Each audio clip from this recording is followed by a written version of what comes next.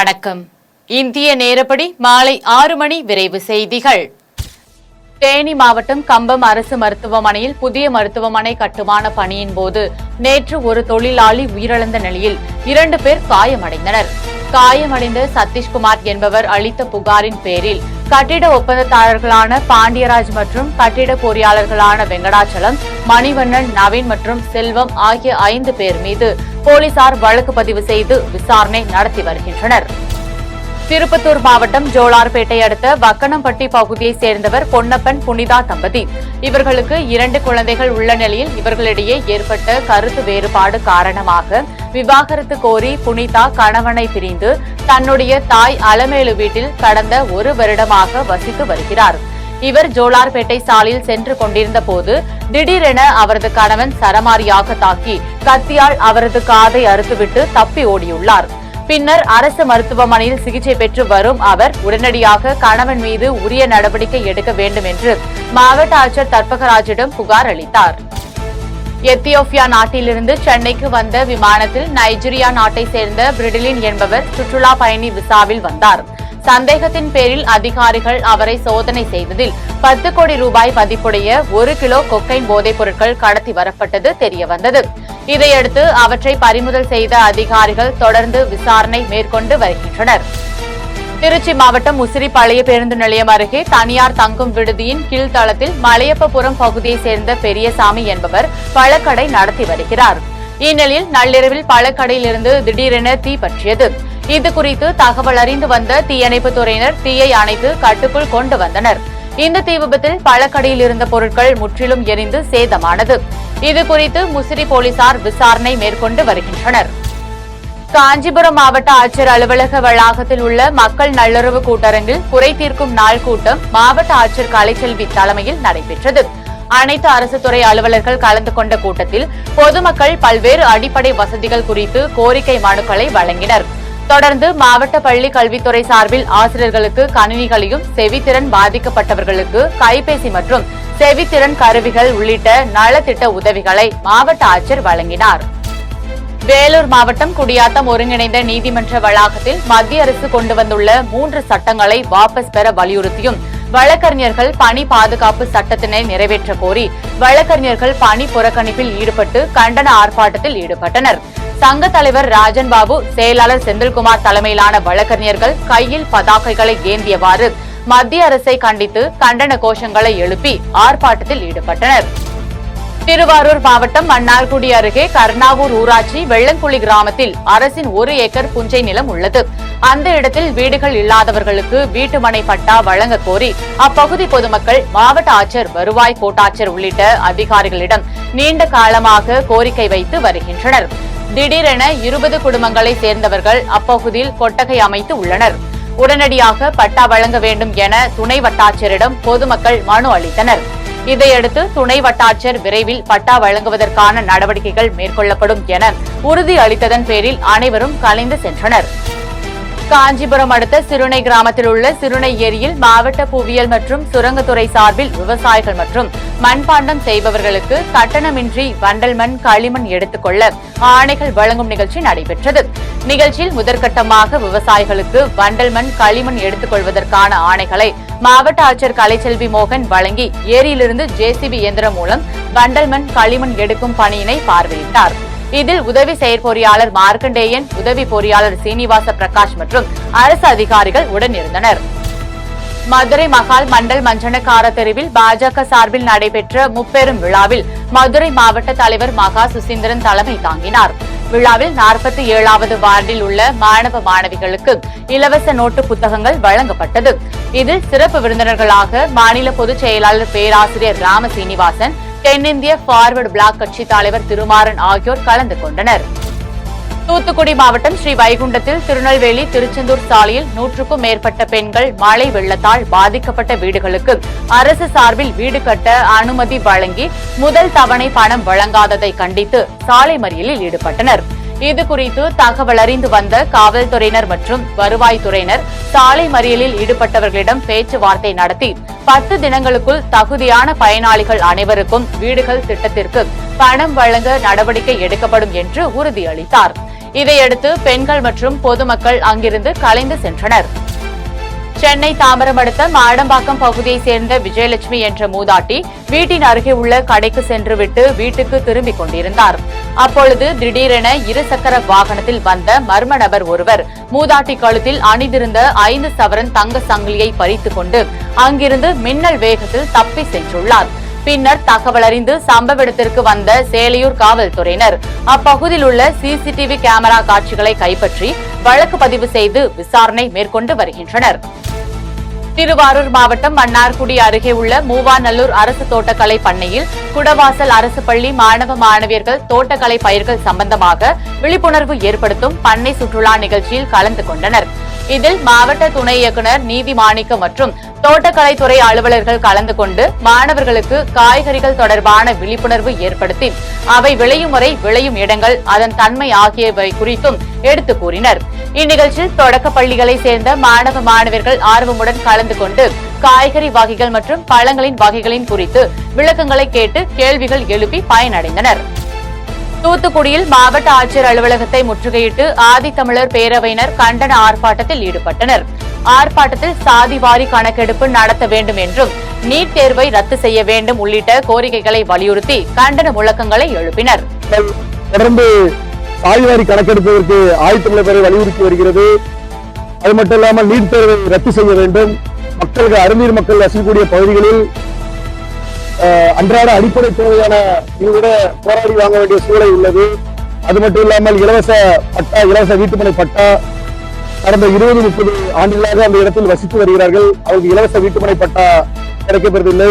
கலைஞரின் தாட்கோ லோனு படித்த இளைஞர்கள் பாத்தீங்கன்னா இன்று வேலை வாய்ப்பு இல்லாமல் கஷ்டப்படும் சூழல் உள்ளது. ஆகையால் படித்த இளைஞர்களுக்கு தாட்கோ லோன் மூலியமாக அவங்களுக்கு வேலை வாய்ப்புகள் ஏதாவது கிடைக்கும் என்று பார்த்தால் அது கிடைக்கப்பெறவில்லை. சென்னை பல்லாவரம் அடுத்த திருநீர்மலை பகுதியில் சுரேஷ் ஜெயராஜ் என்பவர் மறுசுழற்சிக்கு பயன்படுத்தக்கூடிய பிளாஸ்டிக் பொருட்கள் சேமித்து வைக்கும் குடோன் ஒன்று வைத்து நடத்தி வருகிறார். இந்த நிலையில் நள்ளிரவு திடீரென பிளாஸ்டிக் குடோனில் இருந்து கரும்பு புகை வெளியேறிய நிலையில் சிறிது நேரத்தில் மளமளவென தீ பற்றி எரிய தொடங்கியது. இதனை பார்த்த பொதுமக்கள் உடனடியாக தீயணைப்பு துறையினருக்கு தகவல் தெரிவித்தனர். தகவலின் அடிப்படையில் விரைந்து வந்த தாம்பரம் தீயணைப்பு துறையினர் பல மணி நேரம் போராடி தீயை அணைத்தனர். இந்த தீ விபத்து குறித்து சங்கர் நகர போலீசார் வழக்கு பதிவு செய்து விசாரணை மேற்கொண்டு வருகின்றனர். தாராபுரம் மதுவிலக்கு காவல்துறையினருக்கு கிடைத்த ரகசிய தகவலின்படி மதுவிலக்கு காவல் ஆய்வாளர் கோவர்த்தனாம்பிகை தலைமையில் உதவி ஆய்வாளர் கிருஷ்ணகுமார், சிறப்பு உதவி ஆய்வாளர் சிவராஜ் மற்றும் சரவணன், தலைமை காவலர் பாண்டிசெல்வம் ஆகியோர் வீரணாபாளையம் அடுத்த சேமலை வலசில் சோதனை செய்தனர். சோதனையில் கள்ளச்சாராயம் காய்ச்சி விற்பனையில் ஈடுபட்ட விஸ்வநாதன் என்பவரை கைது செய்து 2 லிட்டர் சாராயம் மற்றும் 20 லிட்டர் சாராய ஊரலை பறிமுதல் செய்து அளித்தனர். மேலும் கள்ளச்சாராயம் காய்ச்சிய விஸ்வநாதன் என்பவரை காங்கேயம் நீதிமன்றத்தில் ஆஜர்படுத்தி சிறையில் அடைத்தனர். தேனி மாவட்டம் ஆண்டிப்பட்டி வட்டார உணவு பாதுகாப்புத்துறை அதிகாரி ஜவஹர் ஜோதிநாதன், ஆண்டிப்பட்டி காவல் சார்பு ஆய்வாளர் பிரபா மற்றும் பேரூராட்சி பணியாளர்கள் கொண்ட குழுவினர் நகர் பகுதியில் உள்ள 10க்கும் மேற்பட்ட பானிபூரி கடைகளில் திடீர் ஆய்வு மேற்கொண்டனர். சோதனையில் நிறத்திற்காக கலர் சாயம் கலந்து விற்கப்பட்ட பொரித்த உணவுப் பொருட்களான சிக்கன், காலிபிளவர் உள்ளிட்ட பொருட்கள், சாயப்பொடிகள் உள்ளிட்டவற்றை பறிமுதல் செய்து குப்பை தொட்டிகளிலும் குப்பை வண்டிகளிலும் கொட்டி அழித்து இதற்காக கடைக்காரர்களுக்கு அபராதமும் விதித்தனர். திருவண்ணாமலை வேட்டவளம் சாலையில் அமைந்துள்ள பத்திரப்பதிவு இணைசார் அலுவலக எண் 2இல் பண பரிவர்த்தனைக்காக ஜிபே மற்றும் போன்பே மூலம் கையூட்டு பெற்றுக்கொண்டு பத்திரப்பதிவு செய்யப்படுவதாக மாவட்ட லஞ்ச ஒழிப்புத்துறை போலீசாருக்கு ரகசிய தகவல் கிடைத்தது. இந்த தகவலின் பெயரில் மாவட்ட லஞ்ச ஒழிப்பு போலீசார் இன்று அதிரடியாக பத்திரப்பதிவு இணைசார் அலுவலக எண் 2இல் திடீர் சோதனையில் ஈடுபட்டனர். அப்போது கணக்கில் வராத 25,000 ரூபாய் பணத்தை பறிமுதல் செய்ததுடன் அலுவலகத்தில் பணியாற்றும் ஒவ்வொரு ஊழியரின் ஜிபே மற்றும் போன்பே ஆகியவற்றை தீவிரமாக சோதனை செய்தனர். இதனால் அப்பகுதியில் பரபரப்பு ஏற்பட்டது. தூத்துக்குடி மாவட்டம் சாத்தான்குளம் தாலுகா பஞ்சாயத்து சார்பாக மக்கள் நல சங்கம் என்று வாட்ஸ்அப் குரூப் ஆரம்பிக்கப்பட்டது. இதில் 24 கிராமத்தில் உள்ள 1000க்கும் மேற்பட்ட நபர்களை ஒன்றிணைத்து எந்த பகுதியில் எந்த பிரச்சனையாக இருந்தாலும் இந்த தளத்தில் பொதுமக்கள் மற்றும் சமூக ஆர்வலர்கள் பதிவு செய்தால் அதை உடனுக்குடன் தீர்வு காணப்படுகிறது. தீர்வு காண முடியாத பிரச்சனைகளை பஞ்சாயத்து தலைவர் தினேஷ் ராஜசிங் நேரில் சென்று பார்வையிட்டு அதற்கு உடனடியாக தீர்வு காணப்படுகிறது. இதுகுறித்து அப்பகுதி பொதுமக்கள் கூறுகையில், கிராமத்தில் குறைகள் தீர்ப்பதற்காக நிறையா வழிமுறைகளை பின்பற்றினோம். அதில் மெயினாக நோட்டு போட்டு அதில் எழுதிட்டு இருந்தோம். அது நிறைய பேர் தங்களுடைய குறைகளை பஞ்சாயத்துக்கு வந்து தெரியப்படுத்த முடியாத சூழ்நிலைகள் இருந்ததுனால இப்போது நாங்கள் புதுசாக மக்கள் குறைகள் உடனுக்குடன் தீர்க்கணுங்கிற எண்ணத்தில் டிஜிட்டல் மயமாக்கணுன்ட்டு வாட்ஸ்அப் ஒரு குரூப் ஒன்று மக்கள் நல சங்கம்னு ஒரு குரூப் ஆரம்பிச்சிருக்கோம். இந்த மக்கள் நல சங்கம் வந்து நேரடியாக மக்கள் நம்மளிடம் தொடர்பு கொண்டிடலாம். எப்படின்னா, ஒரு ரோடு போடணும், லைட் ஏரியல, தண்ணி பிரச்சனை அப்படின்னு எந்த பிரச்சனையாக இருந்தாலும் உடனுக்குடன் நம்ம வாட்ஸ்அப்பில் வந்த உடனே நாங்கள் அதை சரி செஞ்சிடுறோம். இதனால் நேரடியாக என்னுடைய பார்வையின் கீழ் இந்த வாட்ஸ்அப் குரூப் இயங்கி கொண்டிருக்கிறது.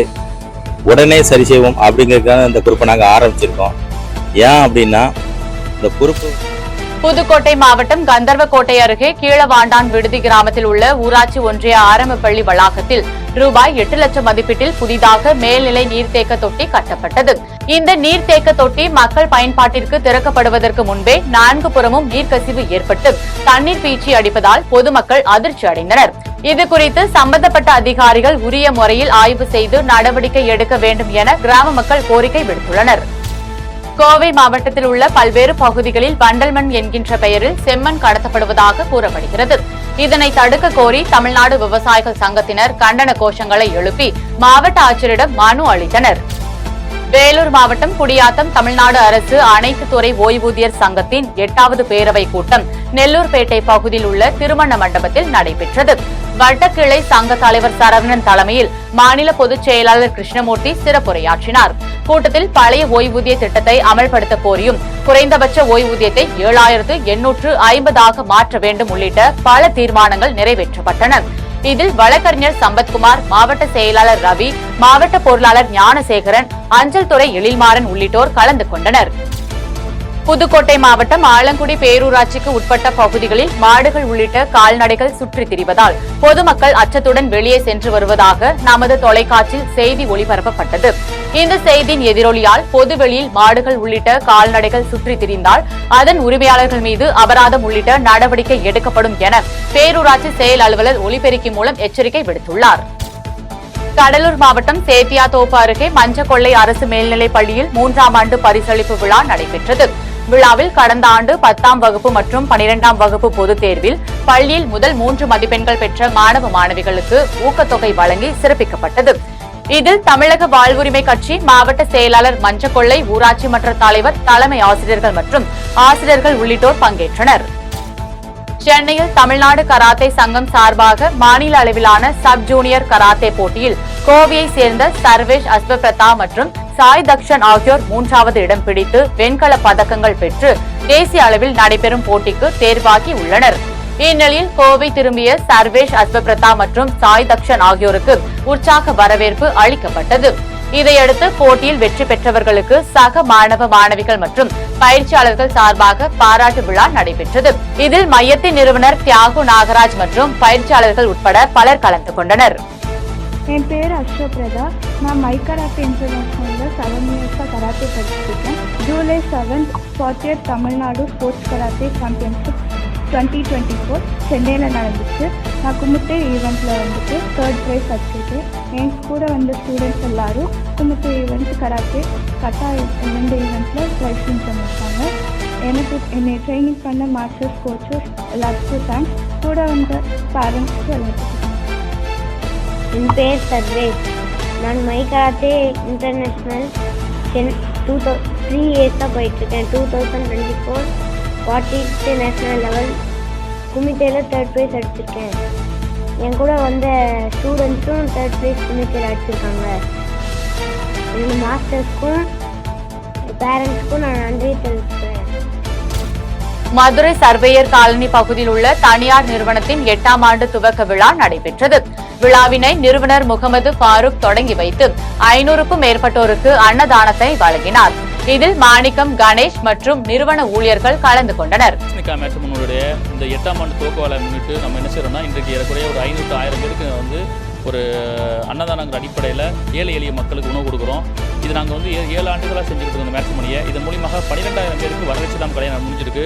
அதுபோல் முஸ்லீம்ஸ் மட்டும் நாங்கள் செய்யலை, இந்து சமுதாயத்துக்குள் கூட ஒழுக்கம் செஞ்சுட்டு இருக்கோம். ஏஆர்எஸ் மேட்ரிமோனி அடிப்படை பேரில் செஞ்சுட்டு இருக்கோம். அதில் ஏறக்குறைய ஒரு 6000 பேர் கல்யாணம் வச்சுருக்கோம்.